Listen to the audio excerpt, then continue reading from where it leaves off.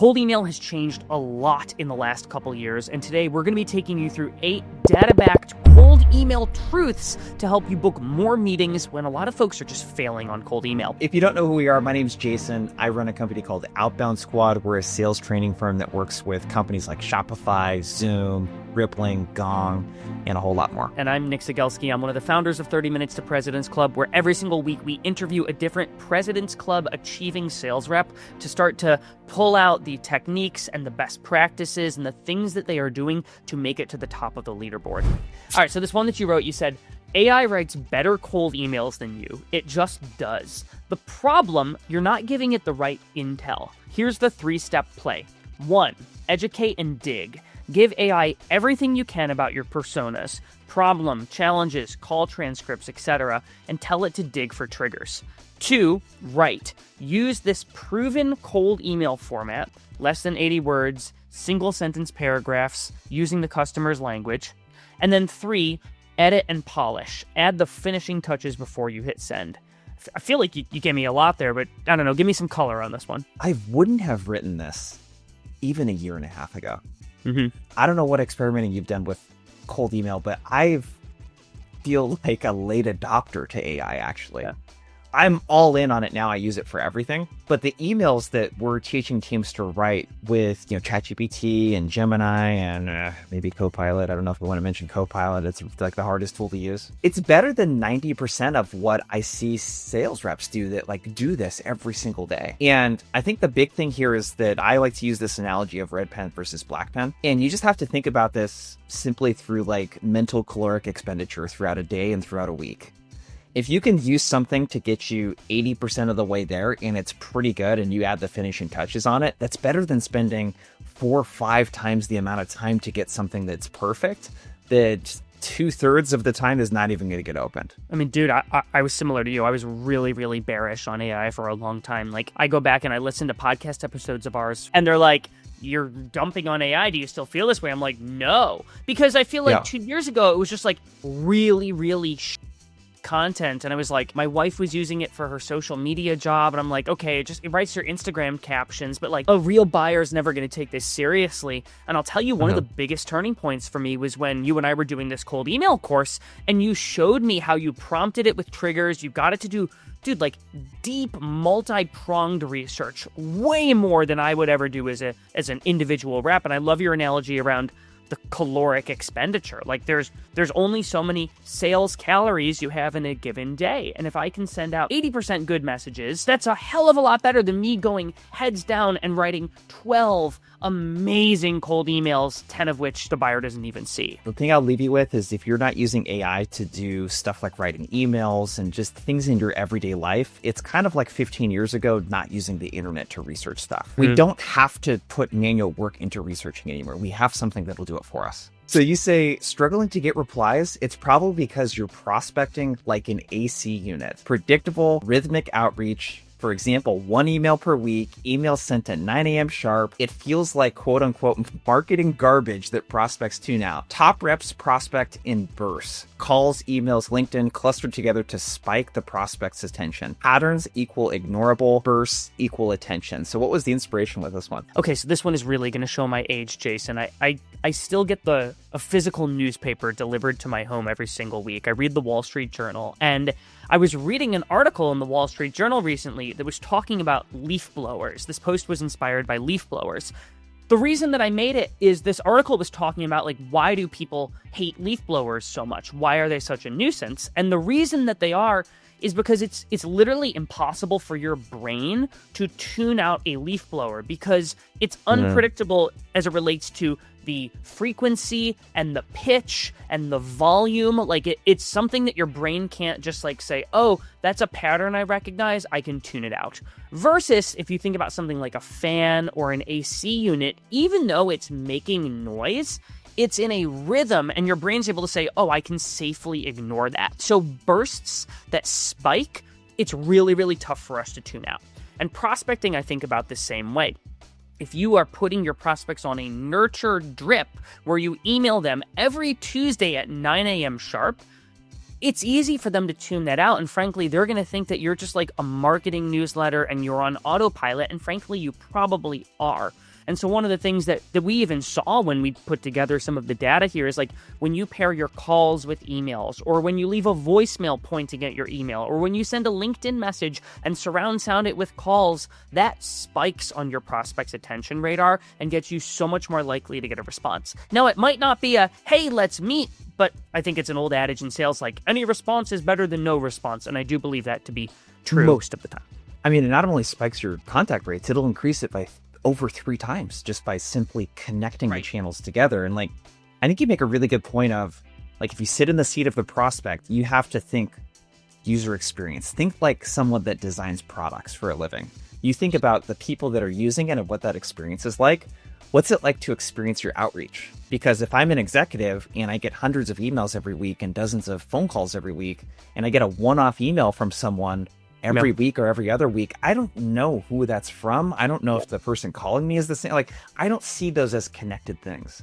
So I love that, like, make a lot of noise and then take a break, and then make a lot of noise across all the channels and then take a break. Like that's the way to do it. The one caveat I'll give on this one is there's a difference between attention and reputation. If I called you 57 times in an afternoon, I've got your attention, Jason. But that's like me taking a leaf blower and blasting you in the face at 6 a.m. when you're sleeping. Like, you're going to be pissed off, and I'm not getting a meeting with you. And so use some degree of, I don't know, your EQ on these ones. You want to spike, and you want these to be spikes, not tidal waves. You want your prospect's time, but it's the worst thing to ask for in emails. Reply rates drop by 44% if you ask for time in cold emails. Good CTAs are 28% more replies. Offers outperform interest-based CTAs by 4x. An offer is not a demo, a gift card, or a coffee chat. Real offers that convert include easy, pitch the blind date, medium, one-to-many offers, hard, one-to-one offers. Cold emails that get replies. Since the economy has really tightened up, like there was this like high in 2022, and then it's dipped since then. And buyer uncertainty has been at an all-time high. People are less proactive about buying right now. So what does that mean? They're less responsive to cold outreach. They aren't taking meetings for the sake of, hey, there might be something better out there. Yeah. So we've all seen the statistic that 3% of your market roughly is in buying mode. So how do you engage that other 97%? Because there's a portion of those that would buy something if compelled to do so. How do you get them to take a meeting? You don't get them to take a meeting by talking about your solution as if they are already shopping for it. You got to hook them with something that is actually valuable, and it's not talking about yourself, your company, or getting an introduction. The stuff that we've seen work really well, the easy stuff, the pitch the blind date, is if you're my account executive, Nick, and you got 6 years of experience selling to VPs of manufacturing and I sell a welding solution, I'm going to say something like, if nothing else, I'll put you in touch with Nick and he'll run you through some of the really hard to automate parts that I see that you guys are working on. And he'll talk about how some of your peers are dealing with a labor shortage right now. Like, that's a powerful reason to take a meeting. If nothing else, it's going to be a good hang. I'm going to talk to someone that really knows what they're doing. If you sell something technical, that's something you can implement right away. The other one I'll give you, these one-to-many offers are great. We're actually working with one of our partners to do a really in-depth guide on connect rates, broken down by persona. It's broken down by industry, by the day of the week, the time, etc. Like, that's a great give if I was prospecting, right? Hey, Nick, we actually analyzed HR leaders and we found a couple really interesting things. C-suite is more likely to pick up the phone than a VP. Want me to send the rest over to you? I'd be happy to run through it in a call. Like, that's a really good give right there. So you can leverage these like one-to-many insights. So you got to think about, how am I going to make this worth the buyer's time, even if they decide not to buy my product or service? That's how you can massively increase your reply rates and your win rate for that matter. When you start a sales cycle off with giving value like that, you immediately put yourself in this trusted advisor seat that everyone wants to be in. And you're no longer going to be commoditized. If your only ask is, hey, do you want to take a look at this thing? If they're not actively looking to buy, 97% of people are going to say, nope. And you're SOL, and you're going to burn through your territory really, really fast because you're only talking to people that truly are in market to buy today.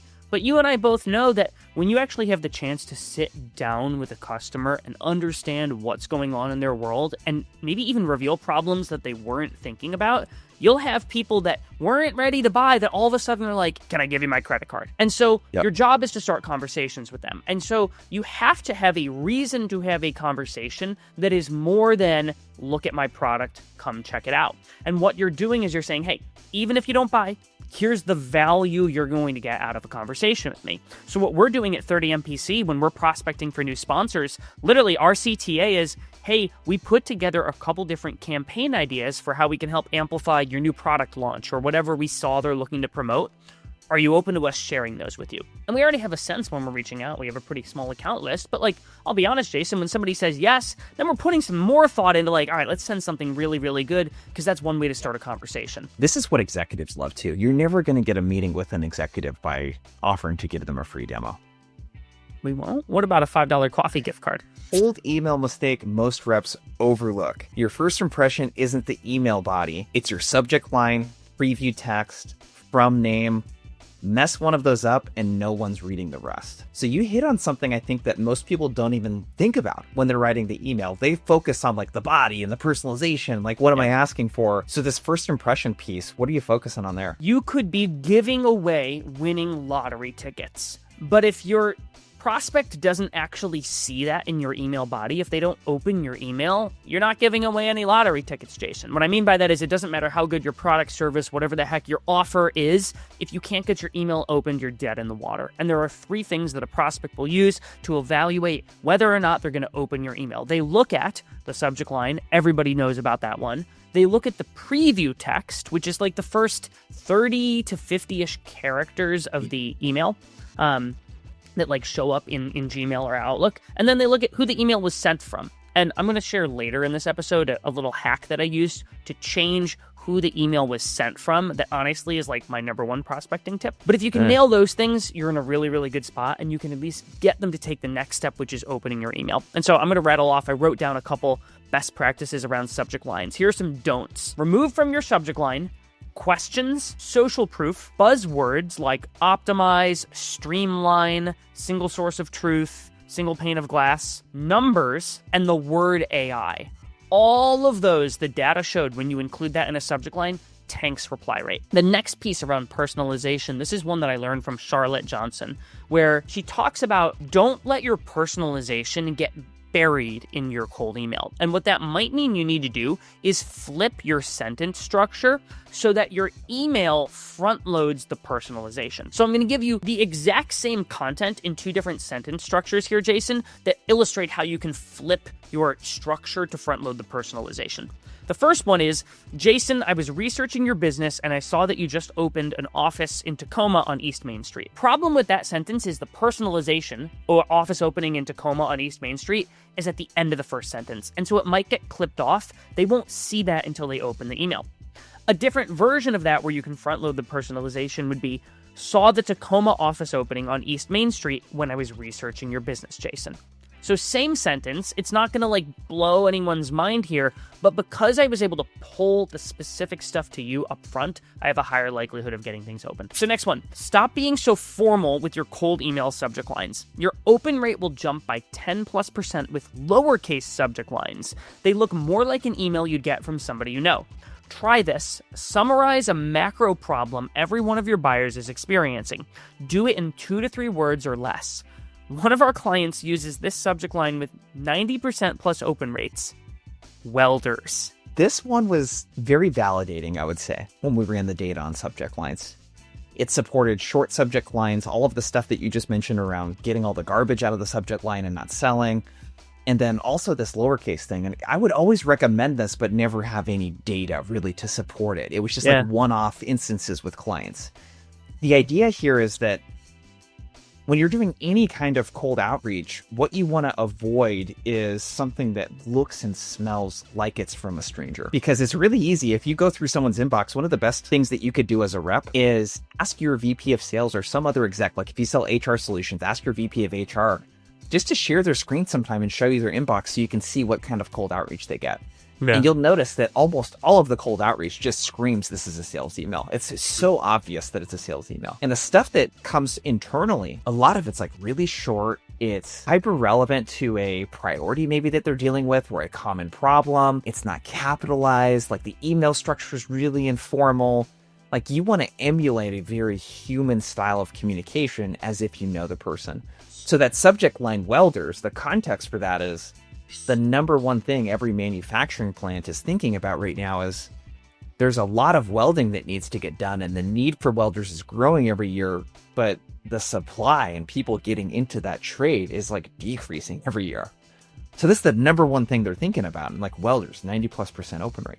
So you got to think about what can we put in here that is just prevalent across what everyone that we sell to is thinking about, or something that is about them or what they're working on. Something that is relevant to the rest of the message, that's going to be your subject line. When I sold to law firms and I sold a attorney time capture solution so that if they worked but forgot to like enter their time to be billed, it would remember for them, I would just make the subject line missing time. Because that was like a very common piece of language they would use. Like, oh, there'd be a missing time report of, oh, you were at work, but you only billed 3 hours today. Like, did you forget to enter some time? That one was a killer for getting opens at least. So similar philosophy there. Leaving voicemails that point to your emails doubles your cold email reply rate. Keys to success: lead with context for the call, direct their attention to your email, incentivize them to reply, introduce yourself at the end. There's a lot there. Voicemail is one of those things I feel like that is so overlooked, dude. We train so many teams and we pull reps who leaves voicemails. I'm not shitting you, 2/3 of them never leave voicemails.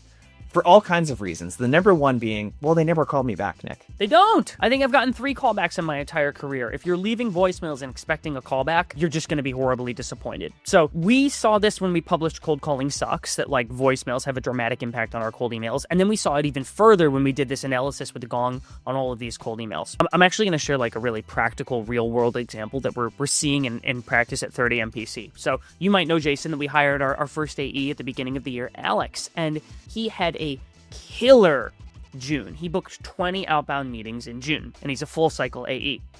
Woo! We sell to marketing leaders, and believe it or not, everyone's like, oh, selling to marketing is easy. Nooks recently published some data on pickup rates across different personas. Do you want to know who the lowest pickup rate was on cold calls? Dude, it was marketers. Below finance and below security, marketers had the lowest pickup rate. Wow. Alex is still booking meetings because of the voicemails and cold calls that he is making. Most of his responses, I'll be honest, come in response to the emails that he's sending, but he is telling me that like it's usually not email 1 that gets his response. It's email 2 or 3 that come immediately after a voicemail where he's like, hey, no need to call me back. Like he'll usually say something like, Jason, I just saw the big launch of your new AI Copilot and your product. There's no need to call me back. I'm literally about to hit send on an email to you with a couple ideas. When you get a second, if you wouldn't mind taking a look at that and letting me know if what I sent over is even moderately interesting, it's going to come from Alex at 30 MPC. He is getting so many more opens because of that. So stop using voicemails as a mechanism to beg for a callback. Instead, use them as a mechanism to drive to your cold email where you will get a response. Love it. This is such an easy one to put into practice. So this next one here was breakup email. I used to hate breakup emails. The whole did you get eaten by a crocodile thing was super cheesy. I never saw that as a way to engage with execs. But love them or hate them, breakup emails increased reply rates by 89%. And it's all about being professional while giving the prospect an easy way out. Hey Craig, I shared a few ways to reduce startup build times, but I'd hate to keep reaching out if we weren't a fit. Mind letting me know if this is relevant or not. The sequence has come to a point to where you have to have some sort of finality to at least right now in what you're doing.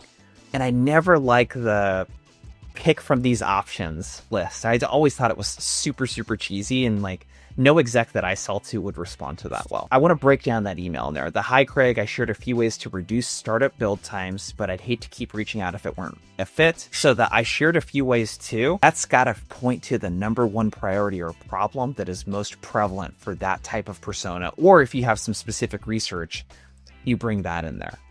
In the mind letting me know if this is relevant, it's got the no-oriented question in there. You could also say, let me know if this is not relevant and I'll stop reaching out. Give them a reward, right, for replying to you.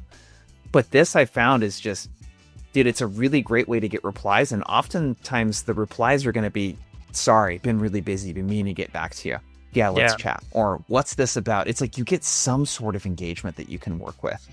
And the number one thing I would say is if they don't reply and want to book a meeting, pick up the phone and call them. That phone call now has so much more relevance when you know that they've gotten the email and seen it. That's a big one I've learned from you, which is stop trying to handle objections over email. If somebody responds, unless it's like a all caps, fuck you, never email me again, I'll be honest, I'm not going to call that person.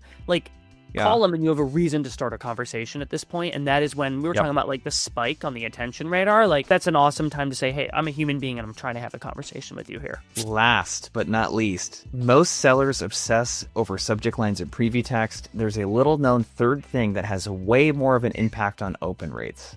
Sender name. If your prospect recognizes the name, they'll open it, no matter the subject line. The play, borrow trust. Find a prospect's mutual on LinkedIn, ask for permission to draft a message, have them send it. Okay, dude, I'm dying to know about this one. As I mentioned earlier, this is legitimately the number one prospecting strategy I've been using. And the reason that I've been using it is, dude, I hate putting high effort into a cold email or an outbound message and having it fall on deaf ears. It's just it's really, really defeating. And so, yes, subject line, yes, preview text impact whether or not somebody opens your email.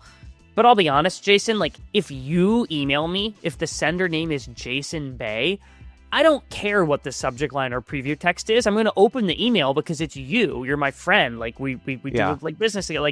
We have a relationship. Again, you talk about thinking about the prospect experience. If they get an email from somebody that they know and trust, they're going to open that email. A lot of sellers know you're supposed to ask for referrals, but if you just go to, let's say, Jason, I'm prospecting to Armand, and I don't know Armand, but you know Armand, and I'm trying to get you to connect me with him. If I just go to you and I'm like, yo, I saw you know Armand, would you be open to connecting with us? If I put in low effort like that, it's going to be kind of hard for you to, you're going to be like, yeah, maybe, but I'm not sure what you're asking about. And then you might send a shoddy message where it's like, hey, this Nick Sigelski guy asked for an introduction to you. Are you open to talking to him? And there's so much to be lost in translation. And so what I do is, here's my process. Find the prospect I want to talk to. Go on LinkedIn, and I use Sales Navigator for this. I look for people that they worked with before. It's a waste of your time just to go through mutual connections because nowadays people have such big networks on LinkedIn. You'll see somebody where you've got 80 mutual connections and really only 3 shared ones. So my way to shortcut this is I look for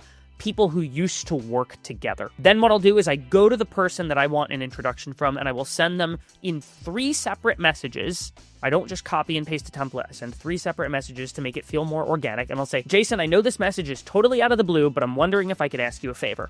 I'm prospecting into Acme Co., and I see you're connected with Jane Smith over there.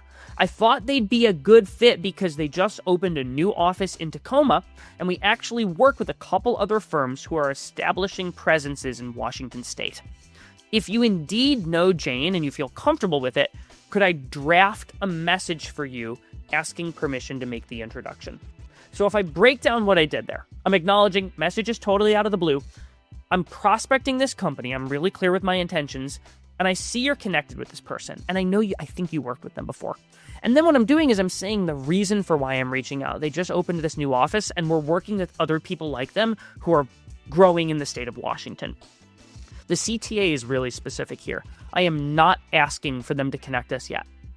I'm asking for permission to draft a message for them to send, asking permission to make the introduction. So what I'm showing is I don't want you making an unsolicited introduction, which I've had people do for me before. They were like, yeah, no problem. I just made an intro. And the prospect is like, awkward. Whoa, I didn't agree to this. And I'm like, it's weird. You actually have to teach people how to make introductions. But then 2, I get to control the way that they are framing my ask. And I get them to send a killer prospecting message on my behalf. So hopefully that was clear. I feel like I made it more complicated than it actually is. No, I love that, though. The offering to ghostwrite, it's it's going to remove any confusion around why you're reaching out and why you think it makes sense, because you can do that way better than them. And it's coming from that person.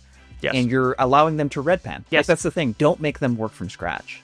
Love it, dude. If you enjoyed this episode, folks, we put together all of our best templates, talk tracks, scripts related to cold email in a free bundle that we called the 30 MPC cold email course template pack. And so you're going to run into all different scenarios when it comes to emailing prospects. Your first touch, your follow-up, your breakup, if somebody no-shows a meeting with you.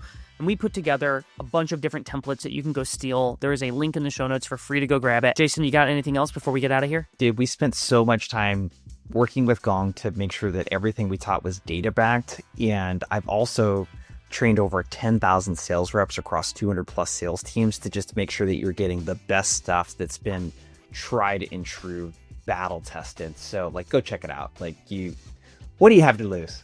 You got nothing to lose. It's free. It's in the show notes. Thanks for watching. Thanks for listening. We'll see you on the next one, folks.